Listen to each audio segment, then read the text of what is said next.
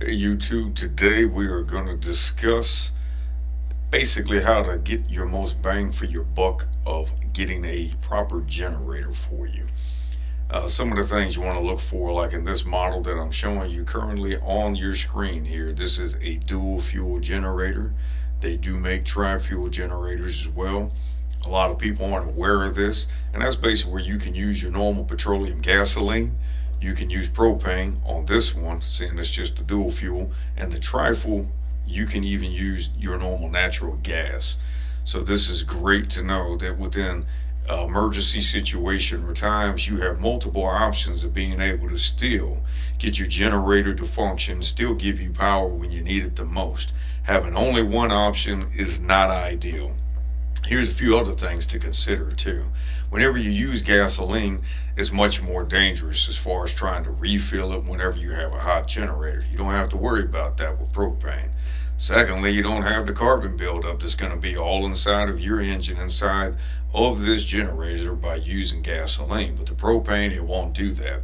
It doesn't have quite as much power, but you don't have to worry about gumming up your carburetor. Not to mention the smell isn't quite as bad, and they tend to run a little bit quieter too on top of that. And here's the other thing, as far as storage and time, gasoline does not sit as long as propane does and still maintains its properties and not having problems. It'll start getting and collecting the water in there and go bad at a much more rapid rate. And not to mention, it's not as safely storable as propane is either. So there's numerous advantages to that. And here's one more that I think is even yet another reason to have a dual fuel and use the propane feature if at all possible.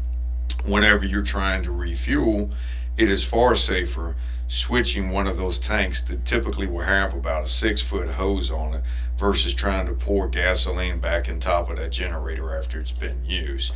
So it's much a safer way to be able to refuel as well in those situations. But anytime you're in an emergency situation, the more options you have, the better off you are. So this is definitely the reasons why this is a better buy. If you look at this thing, this particular model, and I do own it and have it, it's been great. It's pretty quiet. It will actually show you down here, if you're looking where I'm zooming in at, the low oil function as far as if it's low to cut it off. It'll sense the CO2 to shut itself down as well. You have a 30 amp RV outlet connection or the 120 volt there that you can switch between the two to make it 30 amps. It has USB charging also as well. If you look to the right of where the MX2 is and the breaker there to reset as well. You're grounding right under that 30 amp RV outlet next to the 120. That's one thing a lot of people never do or think about, is connecting a ground wire, which is technically one of the best things to do. And I'll tell you the easiest way you can tend to do this also. Your main panel to your house, your electrical panel, there's always a huge grounding rod. If you look close by your panel, you'll find that area that you can run you a little piece of copper wire to clamp it down to that and have you the best ground that you can have. So that'd be your easiest, best way to do that most people never do, that don't keep them as safe when using a generator. It makes it simple, it's quick, it's fast, and they're almost always pretty easy to find, but they're right around your panels. The rod is generally at least 6 feet long that's driven into the ground, so not too hard to find. But these tires here also on this particular model, they don't need air, which is the ones that I recommend regardless of the brand that you use. Don't get ones that need to be inflated. There are going to be problems over time. You're constantly having to reinflate them and dealing with the dry rotting of the tires quicker and all because of the moisture inside of it and all as well. This one also has a battery which has an electric start on it. And you can still start it with the pull start too should the electric start fail, which is right there with your switch. You can see the engine start button. By holding it down a few seconds, you can still use your normal pull start like you would on a lawnmower. So it's excellent features to have. The one thing I would say to a lot of people when they go to figuring in their generator size, they almost always oversize it because they're trying to run almost everything in their house. Keep in mind when you're using a generator, for the most part, at least in emergency scenarios, you don't want to try to run absolutely everything. The reason being is you're going to use up the majority of your fuel. So you're depleting your major resource to give you power to keep your main essentials running. Remember, you're just wanting to use the main absolute essentials to help you get by if you're truly in an emergency situation. Yes, having all those other comforts is great, but it's not a must.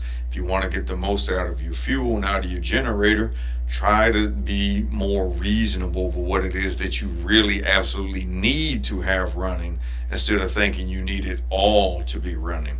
This will be a huge help for you.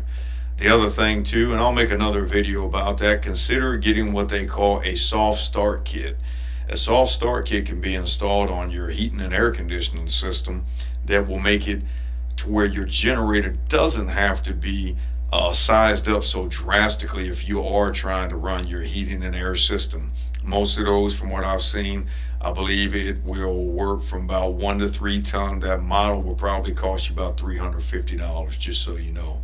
But it's a huge advantage as far as in those situations. But that'll be on another one. But it's just something to keep in mind. That's what they call a soft start kit. And let me see here. I actually have the link here. I believe Micro Air is the one that produces and makes those. But they go hand in hand. And it's not too hard to install, depending on what you know. If you don't know about it, you could always easily pay a contractor though to have that feature and not have to worry about it. So keep that in mind as well.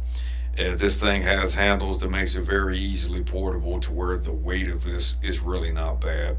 It is heavy when you first get in the box. I can't deny that. It is very centered, heavy weight that you'll probably need 2 people to be able to move it around easily without worrying about straining your back or something of that sort. But there you can see here more of how it is to have the propane option set up, the hose I was referring to where you can keep a further distance too away from the generator when it is in use. But it is a great generator so far. It's done me well just testing and using it within the little time that I did with it. I hadn't really seen anything to complain about whatsoever at this point, but I will always keep in mind of doing updated videos with that.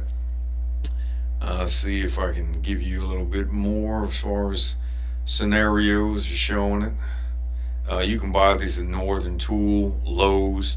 You know, there's numerous places you can pick up this particular one. The more research and stuff I did, I found this particular brand to be the most bang for my buck with the most features as far as that goes, without absolutely breaking the bank and allowing you to, like I say, meet your main needs and be plenty fine with it and all, to where I'm not going to have any problems.